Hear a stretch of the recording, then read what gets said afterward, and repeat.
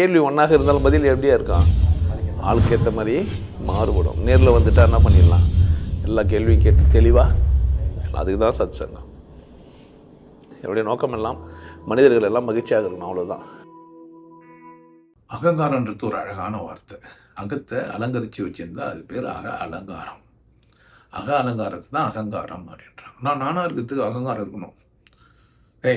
வெளியே போன்னு தானே சொல்லிட்டேன், முடிஞ்சிச்சு தானே, நான் வெளியே போய் எதை வேணா பேசிக்கிறேன் போ அப்படின்னு சொல்லணும். அதான் அகங்காரம். அது அவனுக்கு அகங்காரமாக இருக்கும். நீ எங்கே போய் போய்ச்சிருவேன்லாம் கிடையாது. அந்த அலங்காரி தான் அழகாக வாழ முடியும் இந்த உலகத்தில். இந்த உலகத்தில் உங்களை புறக்கணிக்கிறது யாருமே இல்லை. நான் சிறைச்சாலைகள்லாம் போயிட்டு வந்துக்கிறேன். நீங்கள் சிறைச்சாலையிலே இருந்தாலுமே கூட உள்ளுக்குள்ளே நீங்கள் மகிழ்ச்சியாகவும் கொண்டாட்டமாகவும் இருக்க முடியும், சுச்சுவேஷன் ஒத்துக்க முடிஞ்சிச்சானா. ஆனால் அந்த சுச்சுவேஷனை ஒத்துக்கக்கூடாதுன்ற மனநிலையும் அகங்காரத்துலேருந்து இருக்கணும். இதுவும் ஆனால் எனக்கு நான் ஆரோக்கியமான ஒரு சூழ்நிலை இருக்கணும். அது பேர் அலங்காரம். நான் அசிங்கமானத்தில் இருக்க மாட்டேன், நாத்தம் அடிக்கிறதுல இருக்க மாட்டேன், கேவலமாக இருக்கிற இடத்துல இருக்க மாட்டேன் அப்படின்லாம் நான் தான் என்னை வச்சுக்கணும். நான் தான் என்னை மதிப்பு. இது வந்து அலங்காரம். ஆணவம் வரையறுத்துது. அலங்காரம்ன்றது எங்கேயுமே நான் கொண்டாட்டமாக இருப்பேன்றது அலங்காரம். ரெண்டுத்துக்கும் வித்தியாசம் இருக்குது. குடிக்க மாட்டேன்றது ஆணவம், குடிப்பேன் அளவோடு இருப்பேன்றது அகங்காரம். சிரிக்க மாட்டேன் அப்படின்றது ஆணவம், சிரிப்பேன் அளவாக சிரிப்பேன், மற்றவங்களை தொந்தரவு பண்ணாமல் சிரிப்பேன். கொண்டாட மாட்டேன்றது ஆணவம், கொண்டாடுவேன் ஆனால் மற்றவங்களுக்கு வலிக்குதுன்னா அமைதியாக விளையாடிப்பேன். பாட்டெலாம் நிறைய கேட்பேன், டான்ஸ் எல்லாம் ஆடுவேன், அது ஆணவம். நான் ஹெட்ஃபோன் மாட்டின்னு பாட்டு கேட்பேன் அப்படின்னா அலங்காரம். பாட்டு கேட்கறத நான் நிறுத்தலை, ஆனால் அடுத்தவங்களை டிஸ்டர்ப் பண்ணுற மாதிரி நிறுத்துதார். இப்போ ஃப்ளைட்டில் உட்காந்துக்கிறேன், பக்கத்தில் ஒருத்தருக்கிறாரு, ஃபோனை ஆன் பண்ணி இஷ்டத்துக்கு சவுண்டாக வச்சு 10 பேர் கேட்குறப்ப அவர் மொழி தெரியாதவராக இருப்பார்.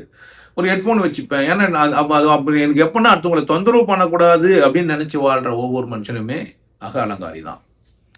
ஆனால் அடுத்தவங்களை தொந்தரவு பண்ணாலும் பரவாயில்ல, நான் தான் இருப்பேன்னு நினைக்கிறவன் எல்லாருமே ஆணவக்காரன் தான். ஆணவம் எங்கே வருதுன்னா அடுத்தவங்களுடைய அமைதியை, அடுத்தவங்களுடைய மகிழ்ச்சியை, அடுத்தவங்களுடைய கொண்டாட்டத்தை இழிவுபடுத்துகிறவன் எத்தனை பேருமே ஆணவக்காரன் தான். தன்னுடைய கொண்டாட்டத்தை, தன்னுடைய மகிழ்ச்சியை, தன்னுடைய இன்பத்தை இழக்காத யாருமே அலங்காரி தான். ஸோ ஆணவமாகவும் அலங்காரியாகவும் பார்க்கறதுக்கு 2 பக்கம் இருக்குது. ஸோ உங்கள் அகத்தை எப்போதுமே நீங்கள் அலங்கரித்து வச்சுக்கோங்க. மகிழ்ச்சியில், உற்சாகத்தில், கொண்டாட்டத்தில்.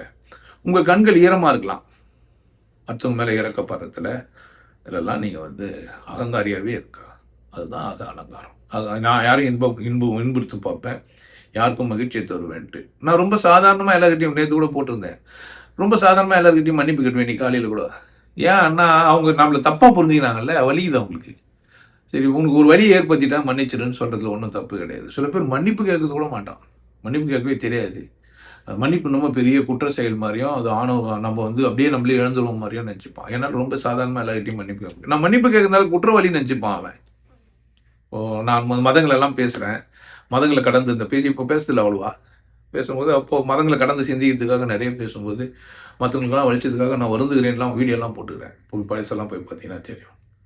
வருத்தம் தெரிவிக்கிறேன், மன்னிப்புன்னா என்னான்னு பேசியிருக்கிறேன். அப்போது அகத்தை அலங்காரமாக வச்சுக்கோங்க. எதன் பொருட்டும் உங்களை இழக்காமல் இருங்க. அதான் அலங்காரம். அது ஆண் பெண் குழந்தை யாராக இருந்தாலுமே அது அவங்களுக்குடைய. இப்போ சில பேர் அதை பார்த்துட்டு கருவின்னு கூட சொல்லுவாங்க. கருவினாவே சிறந்த வார்த்தை தான், கௌரவமான வார்த்தை. கௌரவன்ற வார்த்தை கௌரவிலேருந்து தான் வந்தது. கௌரவமாக அலங்காரத்தோட அழகாக உங்களை நீங்கள் தெளிவாக, உங்களை நீங்கள் மகிழ்ச்சியாக வச்சுக்கோங்க. உங்களுக்கு எல்லாருக்கும் ஒரு விஷயம் சொல்றேன், ஆனந்த வாழ்வு அப்படின்ற ஒரு கோர்ஸ் யூடியூப்ல போட்டு வச்சுக்கோங்க. Happy life course. நீங்க மெம்பர் ஆனீங்கன்னா ஆனந்த வாழ்வு கோர்ஸ் நேரடியாக நீங்க யூடியூப்ல பார்க்கலாம். ஃபேமிலியா டிவியில போட்டு என்ன பண்ணலாம், எல்லாரும் ஃபேமிலியா போட்டு பார்க்கலாம். ஒருத்தர் தான் சப்ஸ்கிரைப் பண்ணீங்க, 5 பேர் 6 பேர் என்ன பண்ணலாம், நீங்க அதை பார்க்கலாம். வாய்ப்பு இருக்கு, பயன்படுத்திக்கப்பா.